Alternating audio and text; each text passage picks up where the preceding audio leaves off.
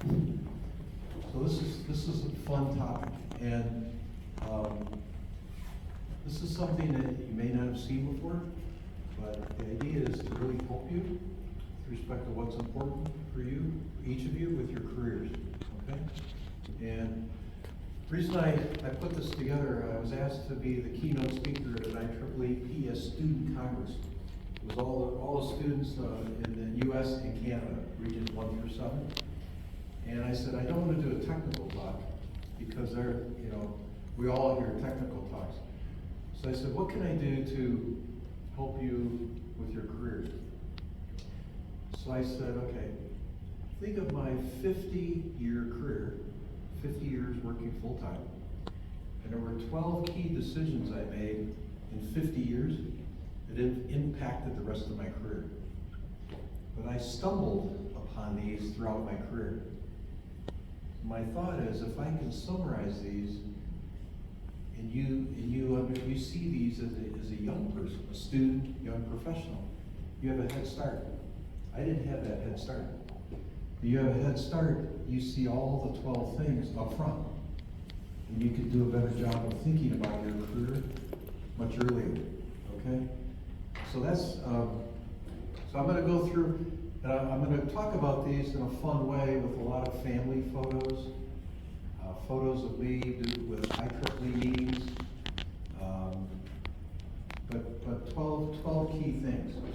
And I'll finish with how to be a good in power, very strong. I took every power course Purdue University had. And I'm doing all the power system studies for mining and metals facilities that we're designing from scratch, okay? So I start working on a project. The chief electrical engineer for the whole project is in the white shirt behind me. And my manager is sitting on a desk next to me. And he spends most of his day turning around having me explain all my calculations to him, okay?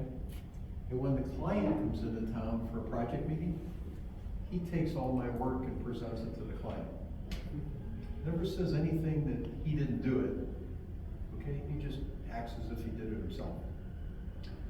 And so I said, don't let a disappointing work situation affect your attitude at work, because nothing in the world, but nothing in the workplace is forever.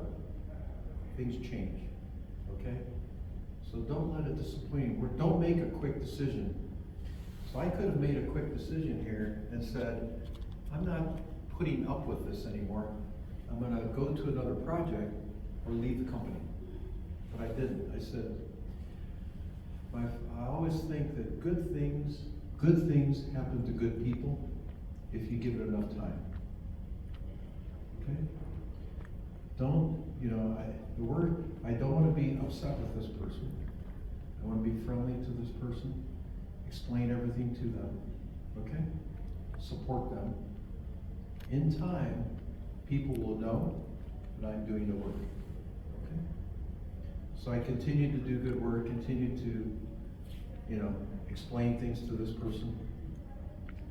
I came to work on a Monday morning, and his desk was empty. And the chief electrical engineer, Chuck, behind me, comes up to me 8 o'clock in the morning.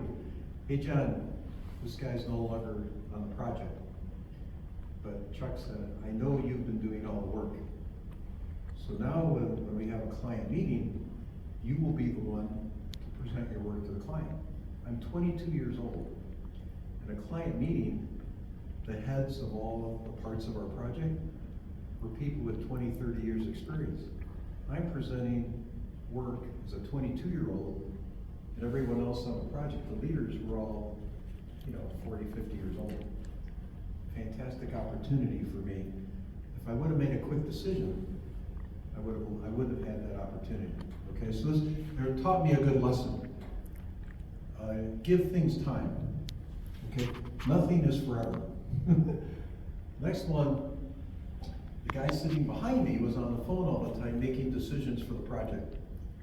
And I said, wow, if we ever lost this guy, the project wouldn't be successful.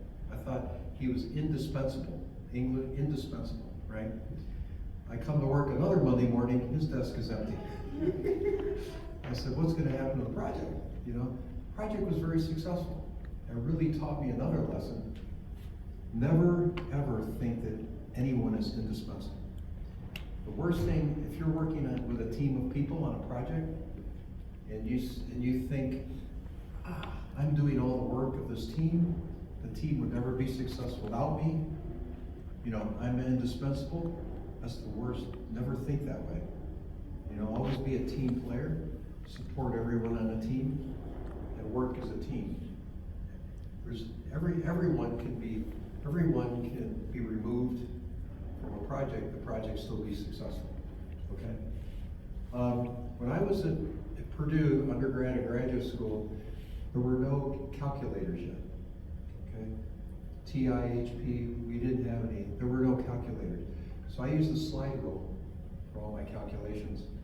And so when I started working, my first job here, I got HP's very first programmable calculator, the HP 65, with little magnetic strips that I would slide through a little reader. And I wrote programs to help me with my work, with grid modeling and grid analysis. And I never had a calculator before, so I'm making these calculations, and I'm saying 22,232.34 amps. And my manager, he said, "What are you doing?" He said, "I want accuracy without precision." Accuracy without, as an engineer, we sometimes overdo it with precision, right? We're too precise. Think about the situation that you're in, the answer, and how much accuracy you need. So you want to be accurate, but without precision. Accuracy without overdoing it. Okay, that's very important in engineering work. Also, it became obvious to me right away that I was very good with technology, but I needed to know the business side of technology. Because I could see working with executives, senior executives, they weren't interested in the complex, the detailed technical stuff. They always ask questions about benefit cost ratio, payback period, anticipated benefits. For every dollar I spend on your project, how many tons of millions of tons of carbon dioxide will you prevent from going to the atmosphere? Looking at projects a different way. I said, if I'm in my career, I need to think of things from a business point of view, not just a technical point of view. So I said, I want to, when I finished the oral defense of my master's thesis, my major professor wanted me to stay and get a PhD, because our master's thesis was the world's first three-phase unbalanced load flow. It had never been done before. It was 1973, 1974. My major professor wrote the very first book in 1968 on how to use a digital computer to model the power system. This was all brand new. We had no three-phase models for anything on the grid at the time. So three of us spent a year and a half doing this master's thesis, and so when we finished our master's, my major professor wanted me to stay and get a PhD, but I said I really want to do two other things. One was I want to start working full-time and use all this technology to design things to help people in the real world. I really like helping people, and I love explaining complex things in an easy to understand way. I enjoy teaching at universities.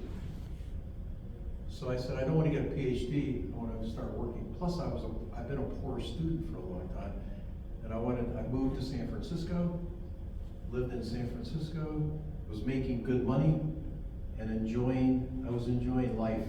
Single person in San Francisco, making good, it was fantastic. I had a great time. Second thing was, I need to get an MBA. I need to really understand the business side of technology. So I found University of California, Berkeley, which is one of the top 5 programs in the US, had a special full 2-year program in San Francisco. You didn't have to go to the campus in Berkeley. Professor came to downtown San Francisco, and they only took 40 students per quarter, but we worked during the day and then we went to school at night. So I had classes Monday night for 3 hours and Thursday night for 3 hours. It took about 4 years to finish the full 2-year program at night. But I focused on finance. I took 4 core courses in finance. It's the best thing I did. It's really helped me with my career, and it helped me manage my own personal finances, right? You learn a lot of things. In the United States, the professional engineer license is very important. I'm not sure if there's something equivalent here in Mexico, but in the US, you know, students, we take an 8-hour exam while you're still at the university. It's the fundamentals of all engineering.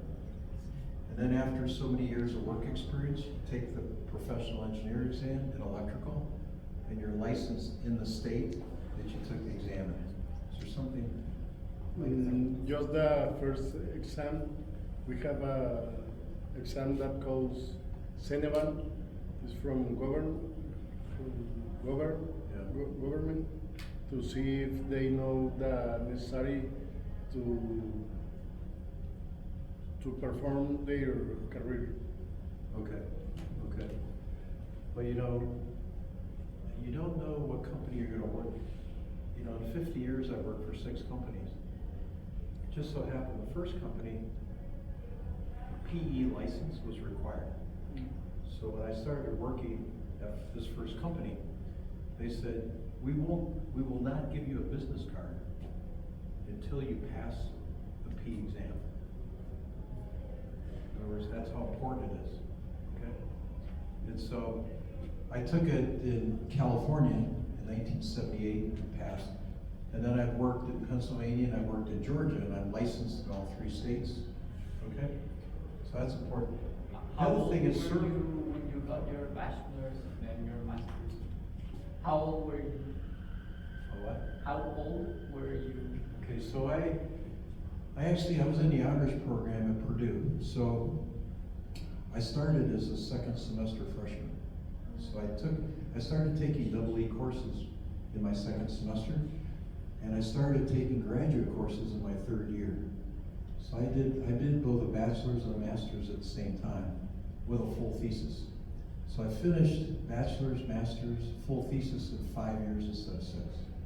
So when I finished in June of 1974, I was 22 years old when I finished. My birthday is at Christmas time, and I started kindergarten when I was 4 years old. Okay, so it was December 22nd of my kindergarten year that I turned 5.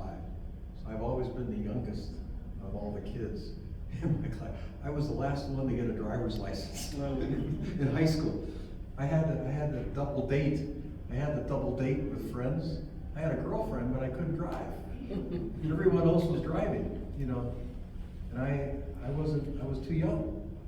So I was always very young. So I was 22 when I finished my master's. 22. Serve as a mentor. You're never too old or too young. So I mentor a lot of students. I mentor a lot of young people continuously.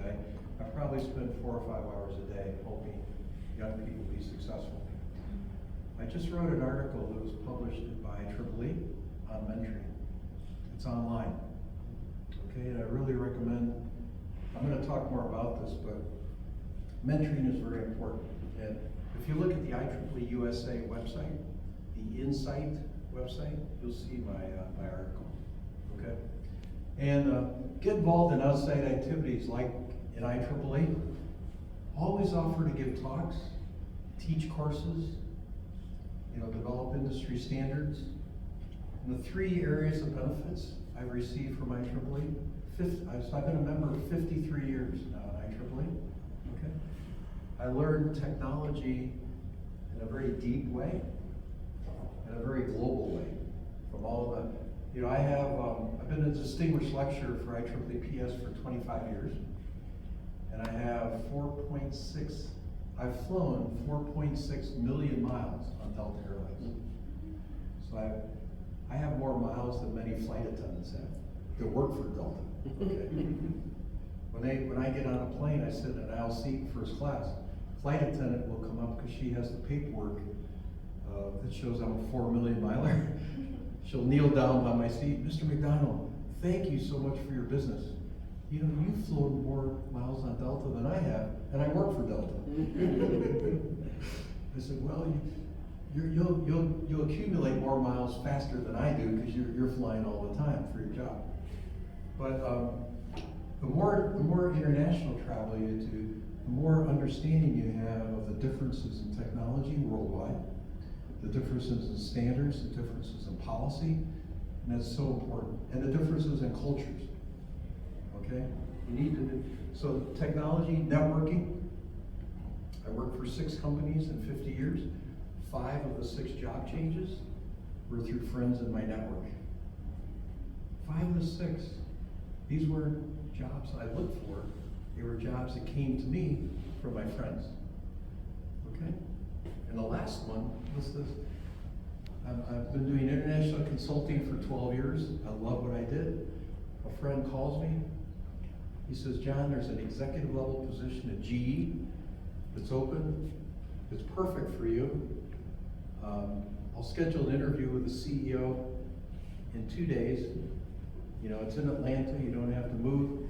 I said, Bernard, I love the consulting I'm doing. You know, I'm not interested in changing. No, this is perfect for you. You should interview me. So I said, okay. I interviewed, and you know, the CEO was 9 years younger than me. And because I was 56 at the time, and I had 3 times the experience of anybody in the GE business. So after many interviews, I was hired. Here's what happened. In the interview process, I said, wait a minute, if I get this job, I will be the manager of my friend who called me. You know, I didn't know that in the beginning, and he didn't say that. I said, well, that's an honor that my friend calls me, recommends me for a job, schedules an interview with the CEO, knowing that if I got the job, I would be his boss. Okay, that was very nice. So really develop your network. IEEE is a great way to do that. Another way is LinkedIn. I'm going to talk more about that, but all of you should have detailed profiles on LinkedIn. When I was at GE, we had social media experts that graded our LinkedIn profiles on 14 criteria. Okay, and I have one of the top profiles. So if you have a question about what do you mean by a detailed, complete profile, if you want, connect with me on LinkedIn and take a look at my profile. It's a good example of a very complete profile. And then leadership benefits. IEEE is a volunteer organization. We're always looking for people to volunteer to do stuff, right? There's really no qualifications other than you want to do it. So the only limit to what you do is yourself, by not taking advantage of those situations. Don't limit yourself, okay? Volunteer for things, presenting papers, moderating panel sessions, right? Working on standards, you know, going to conferences, doing things.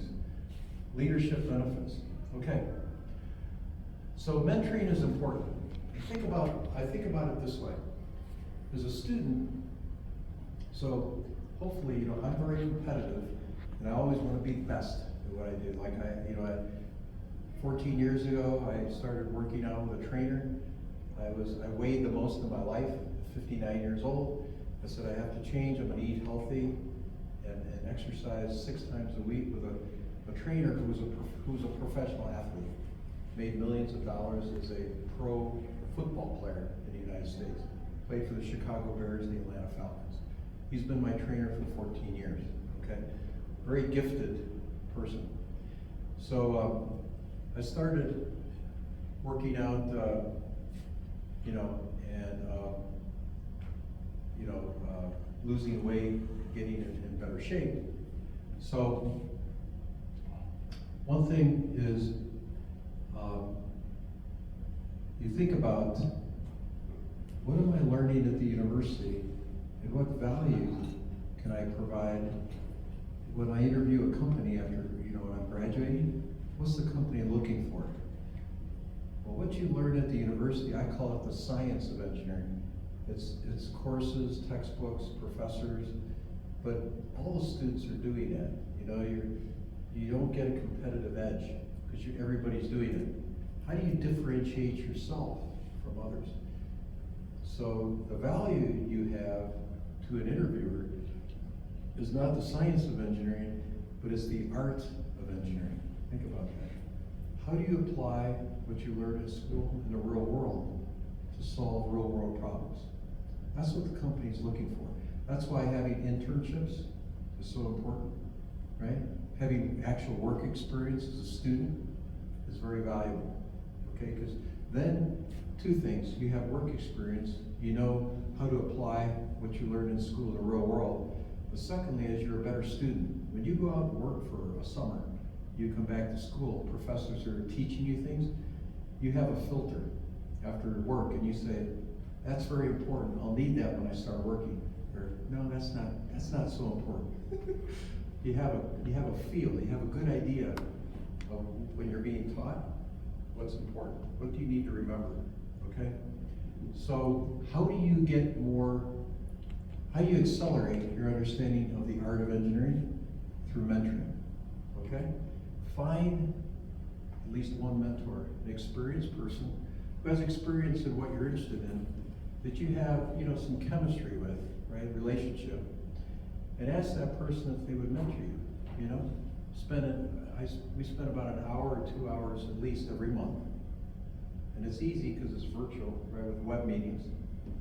And the article I wrote on mentoring is a good overview of mentoring, but either the day before or the day of a web meeting for mentoring, the person will send me an email, hey John, these are the 3 topics I want to talk about later today in the mentoring meeting. So I see what topics they're thinking about. And every session is different, usually different topics. So you can accelerate your understanding of the art of engineering with a good mentor, really. And it will differentiate you from your peers, okay? So this lower right is Chris. We had a reverse mentoring program at GE. Chris had just graduated from the University of Georgia with his bachelor's degree, and he was my reverse mentor. Reverse mentoring is a young person mentoring an executive. Okay, pretty cool.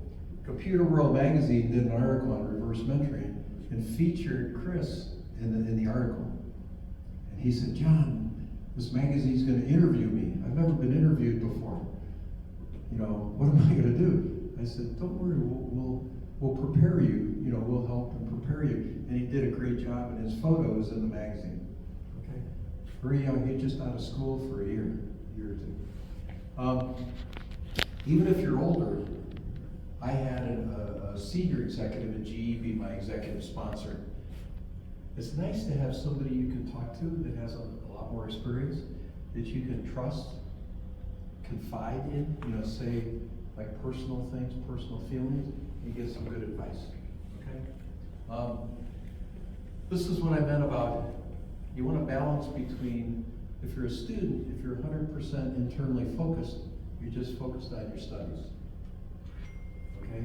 A good balance between internal and external focus is do good with your studies, but be involved in IEEE.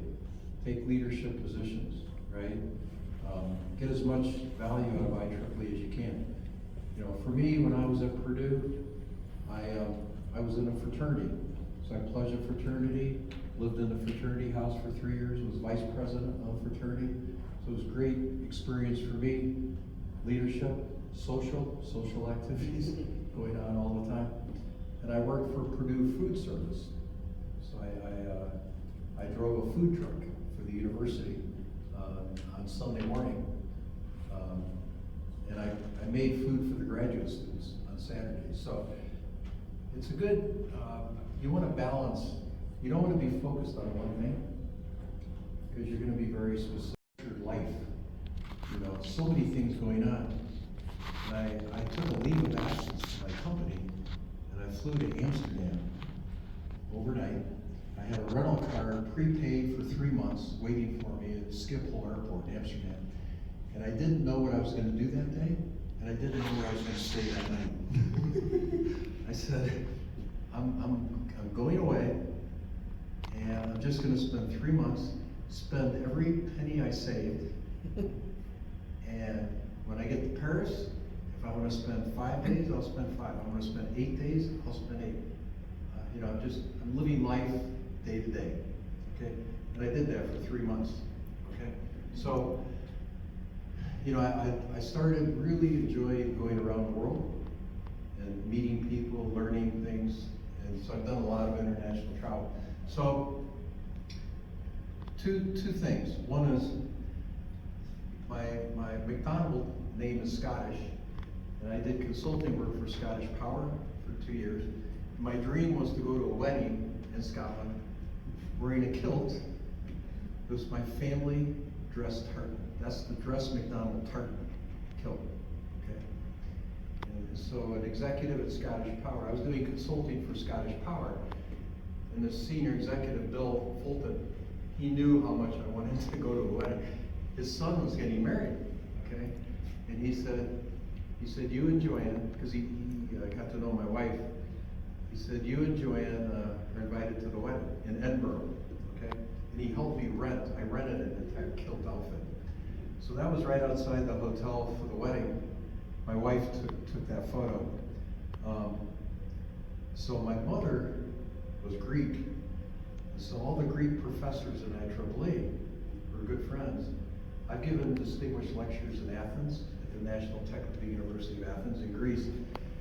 But if you've ever been to Athens, the royal guards in front of the parliament, the men, the guards, they wear skirts. They're called fustanellas. They have 400 pleats. Think of it, 400 pleats. Because of the 400 years that Greece was under Turkish rule before they were independent. They're very symbolic. And so all the Greek professors said, John, you have a kilt, but that's only half of your family. You need a fustanella. So the department head of electrical engineering at Purdue University, who's Greek, got me a complete, so I have a fustanella, I have a skirt now from Greece, and I have a skirt from Scotland. My son fell in love with and married a girl from India. So I'm very proud to say I have family in India, okay? From Mumbai. And so I have 3 kurtas. You can see up, my wife and I, my son and his wife, were going to an Indian wedding in the suburbs of Chicago, dressed in Indian clothing, okay? This is how you learn, you get international experience. Don't just read about it, but do it, Get in and do it, With training, companies, don't ever think the company you work for is gonna look out for you. You're really on your own. You need to take initiative yourself.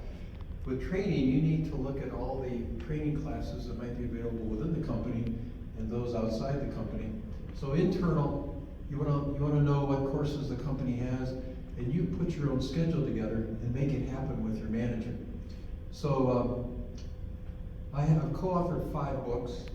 One of the books, Minnie Thomas is a professor in India, in New Delhi, very close friend. I did a distinguished lecture in 2003 at her university, a 2-day course, and we became very close. Our families are very close. She and I spent 3 years, and we wrote that book, Power Systems, SCADA, and Smart Grids. And this was the first time we actually saw the final book. We had done all this work and we had never seen the actual book before. So this was at an IEEE PES meeting in Denver in 2015. And then I've given workshops in Beijing, China, at Tsinghua University. It's the premier power engineering university in China. So that's at Tsinghua. External training. There's so much online today after COVID. You don't have to go anywhere. A lot of it is free.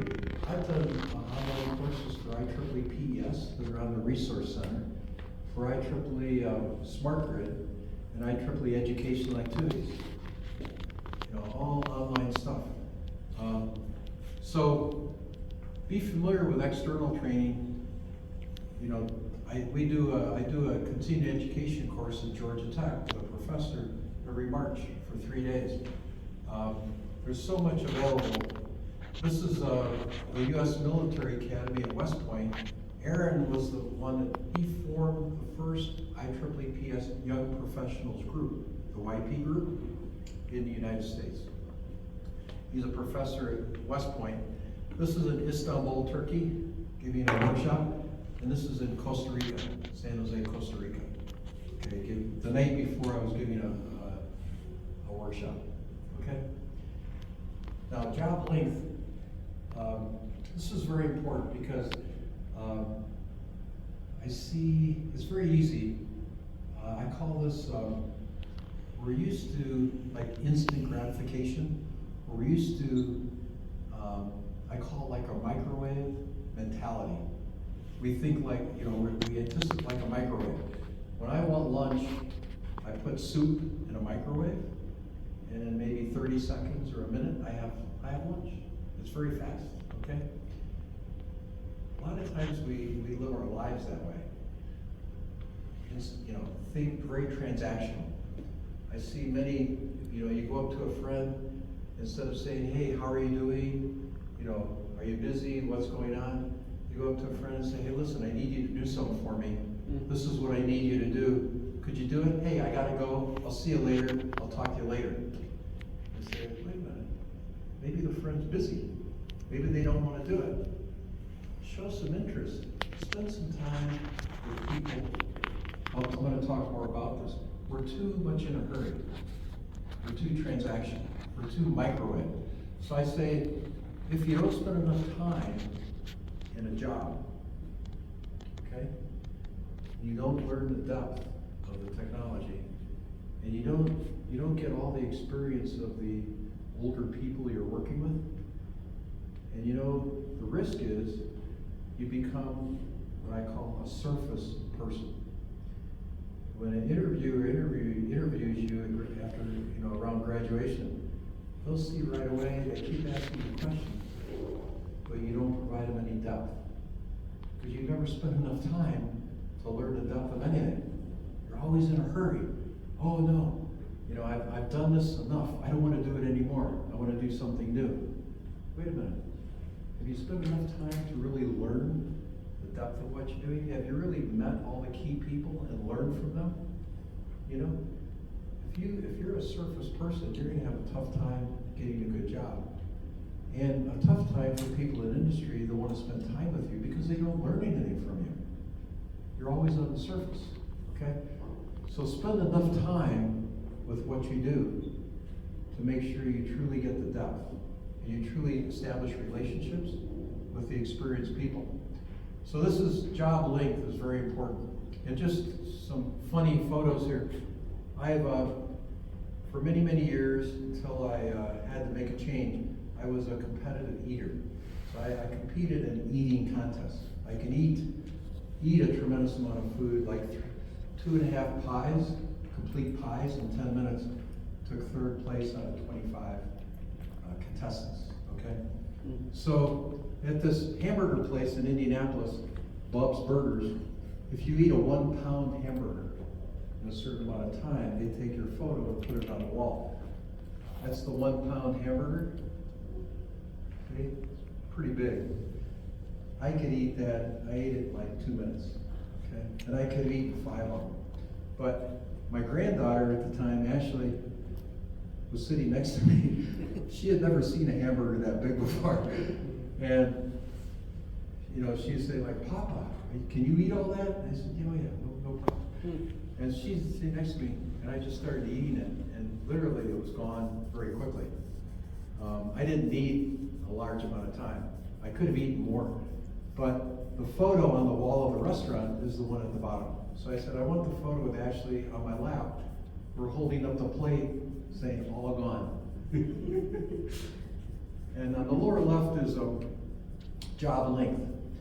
My brother, who's 1.5 years younger than me, that's my brother on the right, he was CEO of Procter & Gamble for 4 years, okay? And then he retired, but still very active. And President Obama called my brother in 2014 to ask him to be Secretary of Veterans Affairs the United States. So that's a cabinet secretary for the President of the United States. And this is his swearing-in ceremony in July of 2014, and I held the Bible for his swearing-in ceremony. This is U.S. history. This is a photograph taken by the Veterans Affairs official photographer. He was the 8th secretary in the history of the United States, 8th person in that position, and I held the Bible. So his job length was dictated by the remaining years in Obama's second term. So he had that position for 2.5 years till the end of 2016. Okay. This is what I talked about: breadth versus depth. So I talked about it. Let me show you a good example. Is the picture on the upper right. My daughter had always had washing machines and dryers that were loaded from the top. So the side was metal, you know. For the first time, she bought side loading washer dryer. My grandchildren, Ashley and Nolan, my daughter did the first load of laundry, and they walked by and they actually could see the clothes spinning around. They had never seen that before. A surface person would walk by it and say, well, that's different, but keep walking. A depth person, they went to another room of the house, got their little chairs, right, from their little table, carried their chairs into the utility room, put them in front of the machine, and just watched the clothes. They were so interested in it. And I said, this is what I mean by a depth person. Spend some time, think about what you're seeing, learn as much as you can from it. Okay? Companies want depth people, they don't want surface people. Okay? And I mentioned about transactional versus strategic. You need to have a balance between transactional. Like companies say, how much more business can you bring in the next week? Or how much more business can you bring in by the end of the quarter? Right? Because it's very important each quarter. So there's a lot of transactional pressure. But you can't be 100% transactional. You have to be strategic too. So on the lower right, have you seen, remember the movie Apollo 13? Went out in space, big explosion. Jim Lovell, Tom Hanks played Jim Lovell, remember? And it was true engineering problem solving, right? How could we, with limited oxygen, limited electricity, working with the experts in Houston, the control center, how do we get back to Earth alive, right? To me, that's truly strategic. And that's Jim Lovell, the captain of Apollo 13, that I'm talking to. So what a experience for 5 minutes being able. He's an Eagle Scout. I'm an Eagle Scout. Very active at Boy Scouts. My son's an Eagle Scout. So we compared scouting experiences. But just I said, what was it like out in space? You know. And then the top photo, strategic. Every IEEE board meeting. I was on the board of PES for 12 years and went to 4 board meetings every year. 48 board meetings all over the world. Remember, before we had LED pointers, remember there were pointers that were they would expand, they were metal, you know, and they could be about this long, and you use them like a wand, like a magic wand, right? I have one with a fork at the end. So I have like a 4-foot fork, where I can steal people's food, okay, without them knowing, okay? So I brought it to all the PES board meetings, the dinners, and there were certain people I targeted, and when dessert was served, I would sneak about 2 people away, and I could reach the fork behind 2 people's backs and steal their dessert. Okay. So here, Manny Venkata on the left, he caught me. He's holding my fork in his left hand, and everybody's laughing because they caught me. See, the back middle is the IEEE PS president at the time, Roberto DeMarca. Left is Minnie Thomas. On the right is the PES, the very first executive director, Mel Olkin. So this was like a very well-known people just having fun at a board dinner. Okay. I talked about networking. I have about 20,000 connections on LinkedIn. Okay, so when I post, either there's posts about me or I post about every other day. There's a lot of activity. And this is how you learn about what's going on in the world around you. You know, Elsa's very active in social media also. This is how we learn, you know, what are people doing? You know, what's going on? In fact, I will encourage you, the most famous dog in IEEE is my dog. He's all over the IEEE websites. Okay, everything the IEEE Foundation does has Bruno's seal of approval. My golden doodle is the chief canine for the IEEE Foundation. He's been in videos. The Women in Engineering group, they have a series of comics with Rico-chan. I don't know if you've seen those. So last year they started a series of comics, Rico-chan. You're familiar with the Japanese manga? Manga? Okay, this is a manga done by Did you find it? Yeah. Okay. If you look online, there's a comic. Well, the Women in Engineering started this comic, and last year they said, John, we want Rico-chan. So this is a young girl who wants to study STEM. And what we're teaching young girls is have the courage to study whatever you want, you know? And so Rico-chan wants to be a cybersecurity and an aerospace, and it's a series of comics. But the Women in Engineering leadership last year said, we want Rico-chan to meet Bruno. So they drew a cartoon character of my dog, Bruno. And, yeah, that's Bruno's seal of approval. Yeah. But if you look online for Rico-chan and Bruno. RIKO-CHAN and Bruno. And the comic, that's it, that's the cover, it's in color. Barking up the STEM tree. Yes. Barking up the STEM tree. It's hilarious, okay? So, networking is how is how you meet people, right? How you get to know people in IEEE and have fun, right? But you help each other. Remember, 5 of my 6 job changes were through friends in my network. So the top photo, Al Rotz is a past PES president. He and his wife, Pat, are very good friends of my wife and I. Laura Ray, Noel Schultz is a past PES president. I was the one that encouraged her to run. She was the second woman that we had as a PS president. And her husband, Kirk, he's the president of Washington State University, and she's a professor there. So I go and give talks to her classes, and stay at the president's home on campus. Very nice. This is what I talk about social media. LinkedIn is extremely important, number 1 for you. Really look at your profile. Companies, the HR departments of companies pay LinkedIn to keyword search profiles. That's how they find candidates for jobs. So I can't tell you how many young people, they tell me, hey John, I'm interviewing this company. I said, I've never heard of this company. How did you find this company? I didn't find them. They found me through LinkedIn. They found me through my profile on LinkedIn. So you want to really spend time, have a detailed, keep it updated, your profile, because it'll help you get noticed by companies. Twitter or Z, I get very little feedback from that. So we, actually at the IEEE Foundation, we're not going to use it anymore to promote because it's just not worth it. We use LinkedIn and Facebook. Facebook I use a lot for more family things, and it's a good way to keep in touch with friends. I have fraternity brothers from over 50 years ago that I keep in touch with on LinkedIn. My girlfriend, when I was a student, my girlfriend, who was a little sister in our fraternity, who got married, had 2 boys, we keep in touch with each other.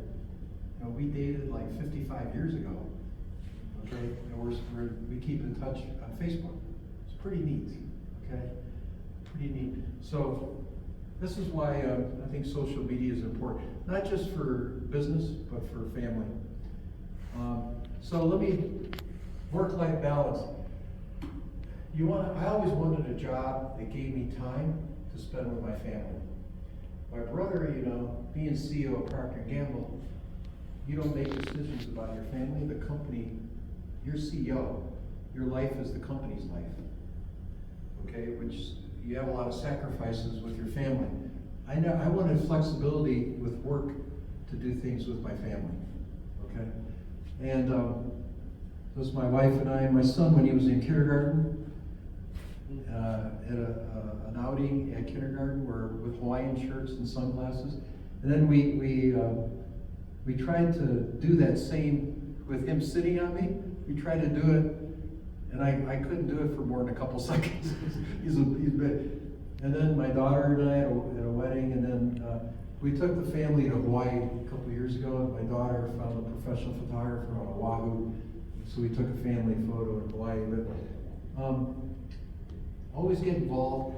When I had a home office beginning in 1995, my kids would come home from school. The door would be closed. I'd be on a conference call, and my son or daughter would be excited about something at school, and they wouldn't knock on the door. They'd just open up the door.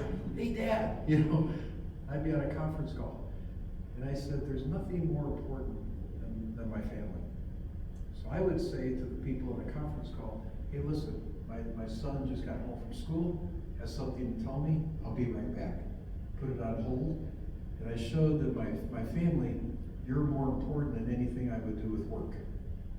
But most of the people would show their kids, hey, I'm busy, right? I'm busy with work. I'll talk to you later.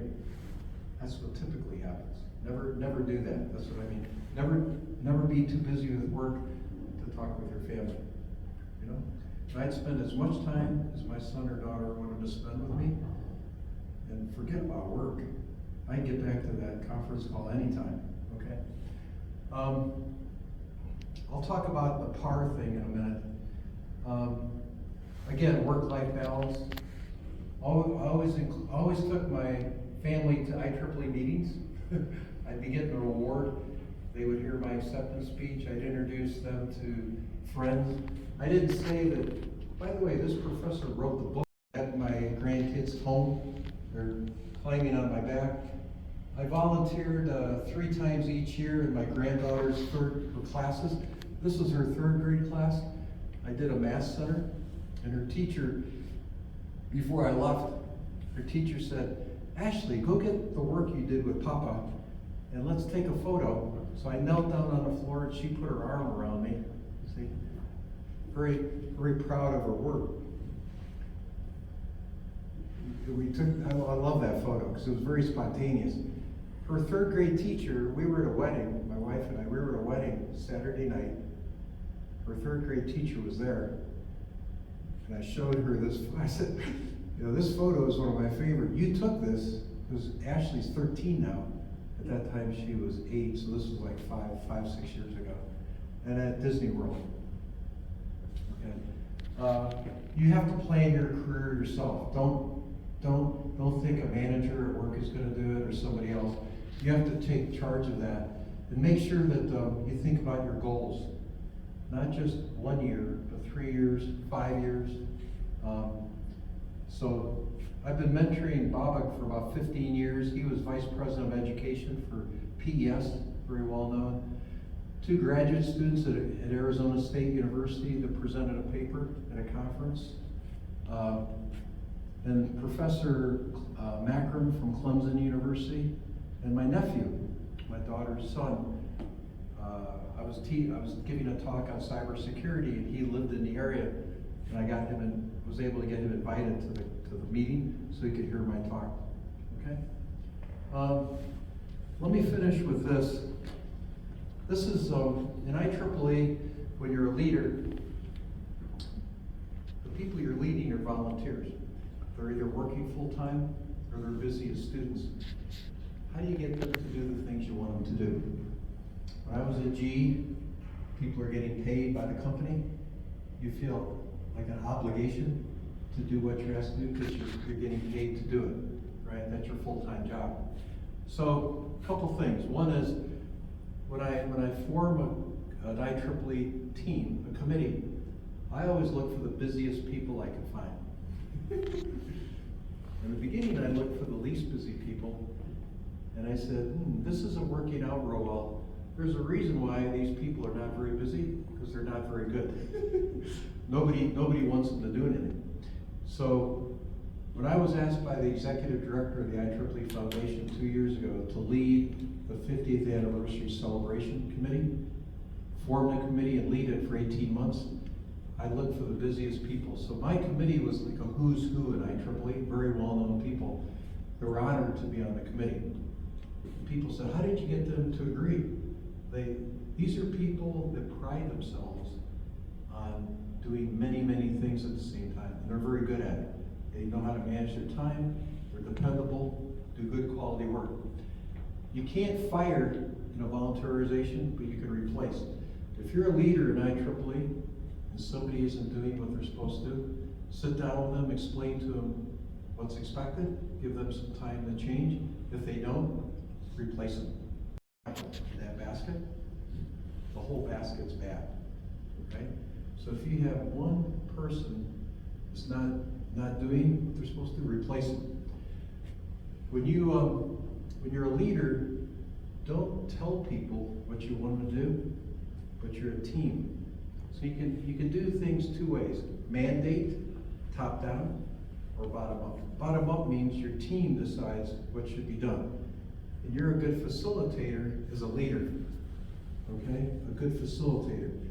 You make people feel comfortable, they give you their input, you're very open to people's input, but then you build a consensus. You know, what should you do going forward?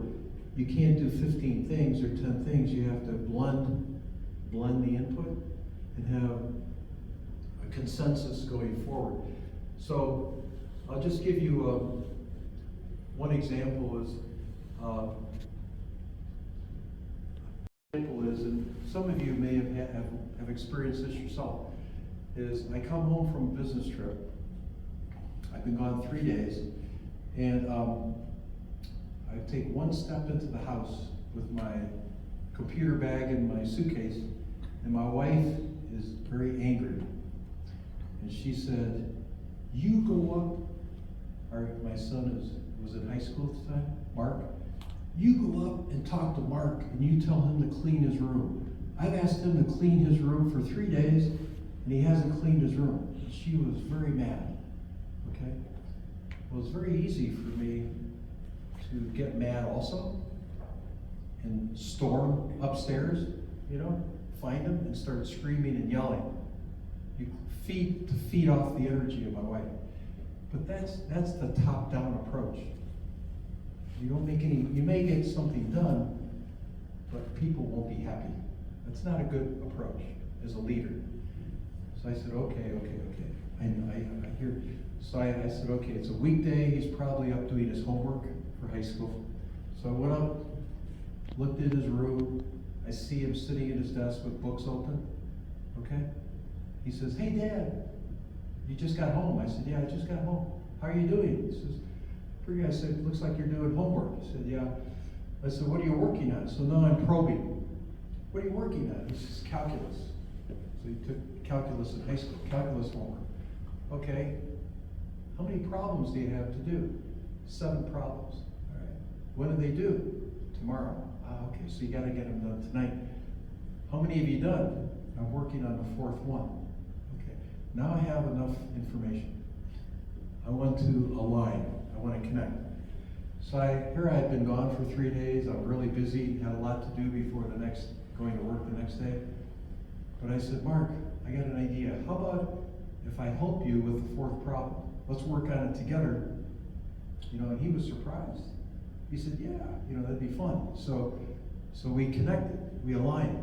So we did the 4th problem together, got the answer, and then I said, okay, you have 3 more problems to do tomorrow. Get those 3 problems done. And when you finish, would you do me a favor? And he looked up and he started smiling, okay? He knew, he said, yeah, I'll clean my room. I said, Mark, when I go out of town, he knew exactly what buttons to press with his mother, with my wife, to get her wound up, you know, to get her angry about something. he was a master. My son is a master at getting his mom. So my son, you know, Mark knew exactly what I was going to say. I said, your homework's done, would you do me a favor? Yeah. He's smiling. I'll clean my room. I didn't even have to say it. So, thinking if I would have run upstairs and yelled at him, I'm telling him that cleaning his room is more important than doing his calculus homework. That's not right? So, think about pro-align raise. If you want a friend to do something or a group of people, show interest in them first. Ask questions. Show some concern about how they're doing, how busy they are, what they're working on, how their family is. And you'll be very good then at getting the information you need to figure out how can I connect? How can I align with them somehow? How can I help them? Okay? And if you connected pretty well, then you ask them to do what you want them to do, and they'll always do it. And everyone's happy. No one feels like they're forced to do it. So, when you're a volunteer leader, we always typically just think about ourselves. The win for me is that you do what I want you to do. Wait a minute. What's the value to the person? I'm the leader, but why would that person want to do this for me? What's in it for them, right? So I have to think as a leader, I have to put myself in the place of my team and say, what is a strong value proposition for them that they would want to do? Okay, a good leader puts a good value proposition together. So I talk about one. I had a very challenging situation as a leader. I was chair of the substations committee for IEEE, over 500 world's experts in substations. We were doing a book. We had an opportunity to do a book. My granddaughter, she's 6 years old maybe, and she looks up at me and she says, Papa, what type of work did you do? Okay? A very innocent question. But as a papa, right, a grandfather, you want to be able to say something that is very impressive. You want her to really understand the work you did. You can't explain electrical engineering to a 6-year-old little girl. What do you do? Okay, 6-year-old. So I said, picture this, you're in this situation, what do you do? I said, think about, you say to Ashley, I'll show you the work I did. And you reach over on a table near the couch, and there's a beautiful book. Okay? And you take the book and you put it in Ashley's lap. And this is a book we did called Electric Power Substations Engineering. And the front of the book is a photo from a drone over a substation in the fall, where all the leaves are beautiful colors, red, gold. You have a substation in the middle and all these beautiful leaves and trees around it. And that's the cover of the book. So you say, Ashley, Papa's work is in this book. And you know, the book is very beautiful. So let's open the book. So the book is on our lap. We open the book. See, this is Papa's name right here. And then you page slowly to the chapter that I wrote. Okay? And say, this is Papa's work. See, this is Papa's name. And you slowly page through the chapter. There's photos, there's tables, there's figures, there's text. And she just wants to spend time on every page and look at every page. Okay? And seriously, you know, this had tremendous impact because every time my grandkids came over after that, they didn't say hi to us. They went through the house, the kitchen, into the family room, to the book. Ashley, she opened up the book and paged through the book. Every time she would come over, she never forgot that book. She always wanted to look at the book. Okay? So think about all 30 people. You can't say no to that, right? What else are you gonna do? How are you gonna talk about your work? So I had all 30 people say yes. And then we wrote the book. It's in its 3rd edition, now, Electric Power Substations Engineering. So a good leader